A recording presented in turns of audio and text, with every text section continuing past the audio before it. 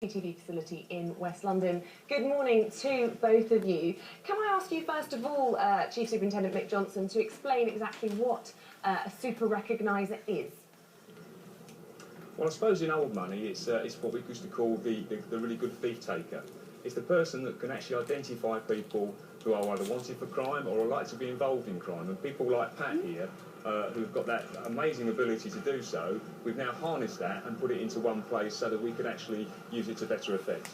So, Pat, I presume then you knew from a very early age that you had this amazing ability to see a face and recognise it. When did you first start to realise that you were able to do it? It's always really been there, but definitely since I joined the job around 11 years ago, I've had a knack for recalling wanted offenders from looking at CCTV. There's some new research that's been produced by Harvard University that goes to prove that actually there are people that can really recognise faces. For example, we've heard reports of people recognising someone they saw in a supermarket next to them several months later. Has that been your experience?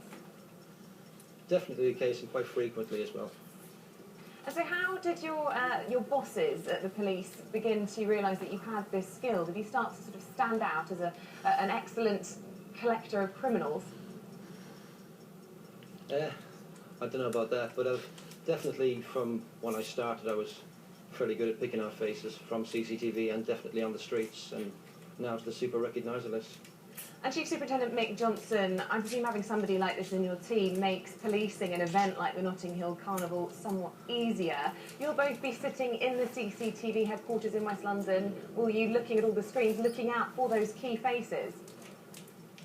That's correct. We have a number of officers that have got this skill. And we really identified them after the August 2011 disturbances, where we realised that by actually putting them in one place and giving them some real direction around what we wanted them to try and achieve, we then actually achieved what we wanted, which was actually catching the criminals that were out on the streets. And obviously, for when we've got them on an event like Notting Hill Carnival, not only can we catch those that commit crime, we can actually prevent those that might be intent on committing crime. So it's a double win for us, really. I suppose, Pat, there's a lot of pressure on for you then over the weekend. How do you go about preparing for doing that? Because I take it you can't take your eyes off the CCTV cameras for hours at a time. It's difficult enough off duty getting away from it, so it tends to happen down the street when you're off duty, so usually I enjoy it anyway. I take a proactive interest, so we just wait for the day. And does it involve lots of homework? Are you going home each evening this week studying those pictures, or have you already got them stored in your memory bank?